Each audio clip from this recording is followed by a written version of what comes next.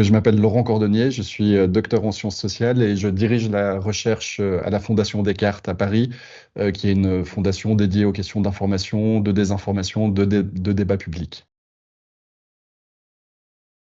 Souvent, en recherche, du moins, on considère que le terme désinformation réfère à des informations fausses qui sont volontairement mises en circulation.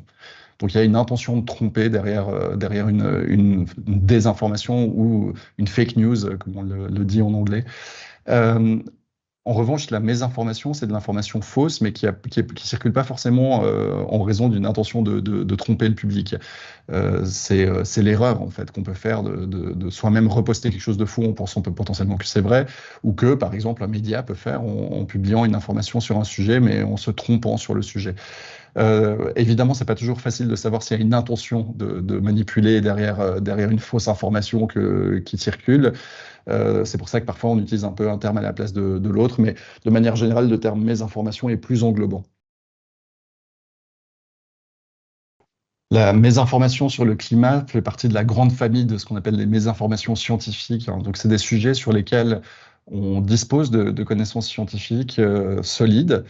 Sur le climat, c'est très clair. Aujourd'hui, c'est un domaine de la science sur lequel il y a un énorme consensus au sein des scientifiques spécialisés qui sont d'accord pour dire un certain nombre de choses, pour dire qu'il existe un dérèglement climatique et que c'est climatique et causé par l'activité humaine et qu'il est néfaste tant à la nature qu'à l'être humain. Le climat, c'est un sujet sur lequel, et c'est sa première particularité précisément, il existe un très grand consensus de la part du côté des scientifiques, et néanmoins, on continue de voir très régulièrement sur les réseaux sociaux en particulier circuler des informations qui nient ce consensus ou qui prétendent qu'il est erroné, ou simplement, sans en parler, qui disent qu'on ne connaît pas de dérèglement climatique ou qu'il n'est pas causé par l'activité humaine, mais par des phénomènes naturels, par exemple. Et ça, c'est un cas intéressant parce que, en réalité, on devrait se dire que si les scientifiques du monde entier arrivent à la même conclusion sur le même sujet, tout le monde devrait être convaincu par cela. Le problème, c'est qu'il existe encore aujourd'hui sur le climat une très grande activité de désinformation sur les réseaux sociaux.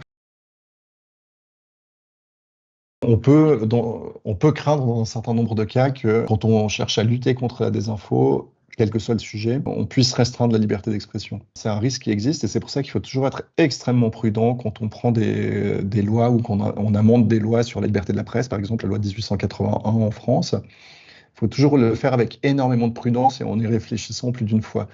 Le danger, c'est d'abîmer un pilier essentiel de la démocratie. Une démocratie, ça n'existe pas sans une capacité d'expression libre.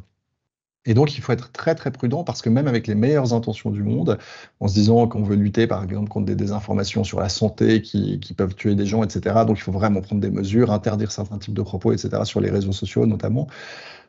Évidemment que l'intention est bonne, mais le risque, c'est de créer des précédents. Le risque, c'est de restreindre la liberté d'expression de la population.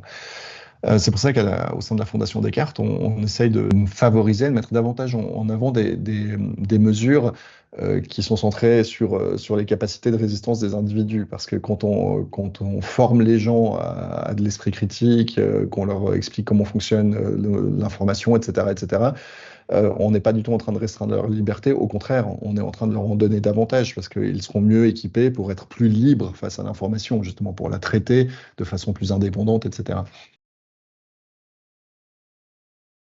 Oui, je pense qu'aujourd'hui, la population sait que l'information n'est pas fiable partout et que ça peut avoir des conséquences. Ça, je pense que c'est acquis.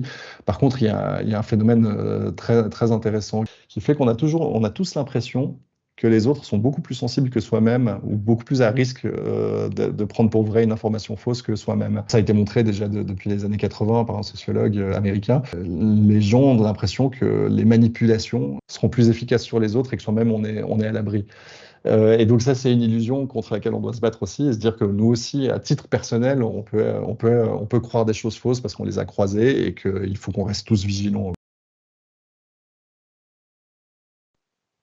Oui, c'est certain que la désinformation est un enjeu au niveau de la démocratie pour une raison extrêmement simple, c'est que il n'existe pas une démocratie qui fonctionne bien, une démocratie saine, sans information saine.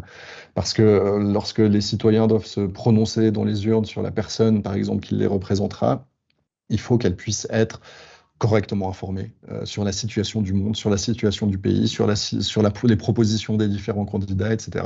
Donc ça, c'est un cas extrême, mais en réalité, dans le quotidien de la vie d'un citoyen ou d'une citoyenne, l'information, c'est un élément central. Information et démocratie sont intimement liés.